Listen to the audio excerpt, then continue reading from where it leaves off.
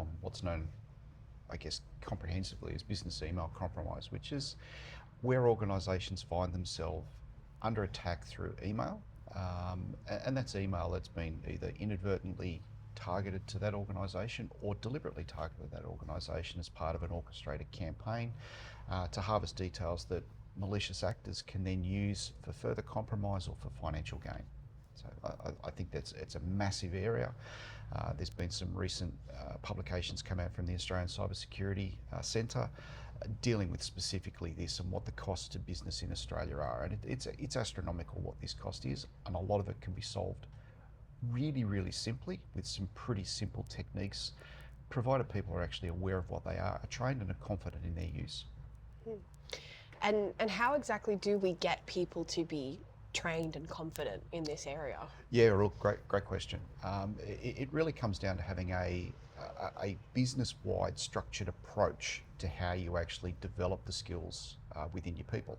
Like anything, this is a skill set that needs to be learnt, understood, and then practiced. The only way you get good at it is to practice it.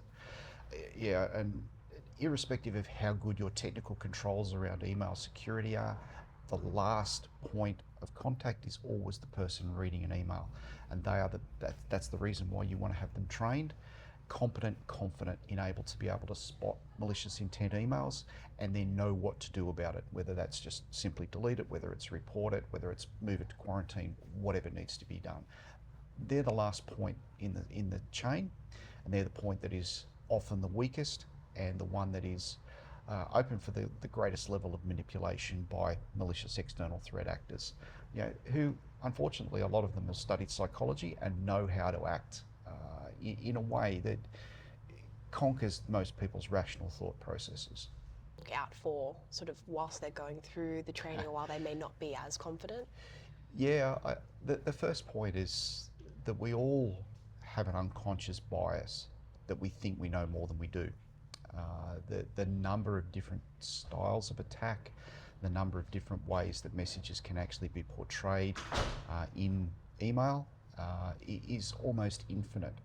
For any one person to be across all of those is quite difficult. So it's a case of unpacking that bias where we're overconfident in our own ability, swallowing a little bit of the ego and going, hey, you know what, I've just got to assume that I know nothing, and let's start from the basics and work our way through that, and not just accept that what's written on a screen is actually in the language that you expect it to be, and that word may not be what you actually think it is.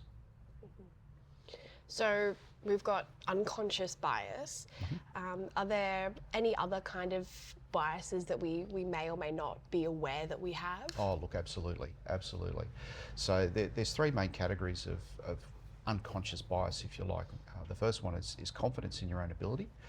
The second one is in authority. So when you see an email reportedly from, say, your CEO or from a senior executive asking you to do something, there's this thing of, I must do that straight away. And sometimes that's played upon by malicious actors to bypass process. So the third bias is familiarity bias. And that really comes down to seeing the same things over and over and just assuming that they're always the same. And that obviously is played upon with attacks that look like, say, a password reset request or an account expiry request, which has got the same branding that you're used to seeing. You're familiar with it. You don't necessarily use the same amount of discipline to actually assess it appropriately before you take the action. So again, it's that awareness that unconscious bias of familiarity is one that can lead to disaster pretty quickly. Will go about training themselves or their staff in this area? Look, great question. Straight up, this is not a simple solution. It requires effort, it requires commitment, and it requires, dare I say it, a mindset that an organisation has to look at its risk profile.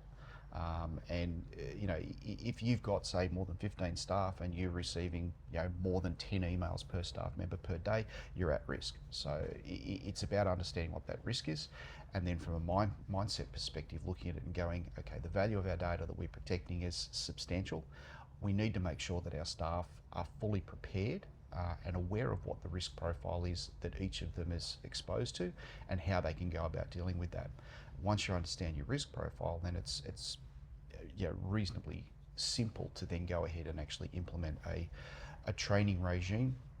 The one that we recommend uses weekly micro training modules, as well as weekly spam or malicious email or phishing attack simulations, to actually keep people in the mindset of this is a real system, it's a real situation, and you need to be mindful of every email that comes through. And it's about that practice and developing the confidence in the skill set that you possess to be able to correctly identify and then act on emails that you don't like.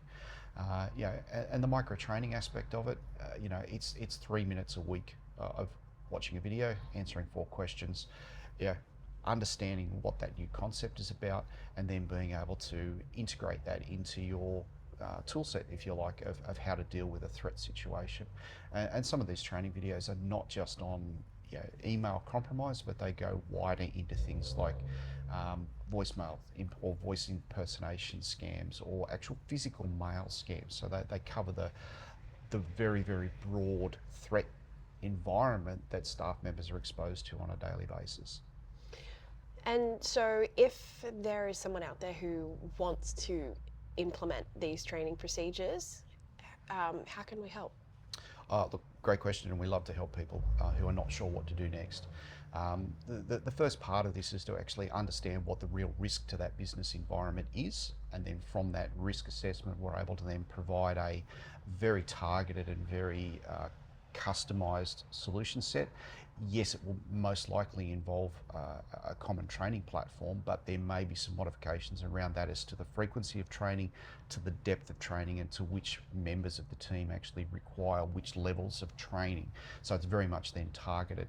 And then we put a governance structure over the top of that so that the business can actually understand who's actually responding to that training, how well that's being adopted, and what the level of improvement in that cyber resilience and confidence within the team becomes. So there's a baselining exercise, and then there's follow-up exercises to actually cover off on that and see what the improvements, and obviously to be able to provide a measurable return on investment from the organisation, so that that can then be fed back into the overall risk management structure of the business. Mm-hmm. So in summary of all of that, if there is anyone going, oh goodness, I think I don't know how to protect myself from email scams or phishing or anything like that, their first or second sort of port of call would be to reach out and go, Absolutely. Help. Absolutely. Help. We love to see messages that just say help. It gives us a very broad scope to work with, and allows us to actually assess and evaluate what the true needs are, and then be able to provide the recommendation. Look, this is not for everybody, but certainly for businesses that are 10 staff, multiple locations, and a decent volume of email, this is a worthwhile investment that will pay for itself. You've only got to avoid one malicious event, and you've paid for this training for probably the next 10 years.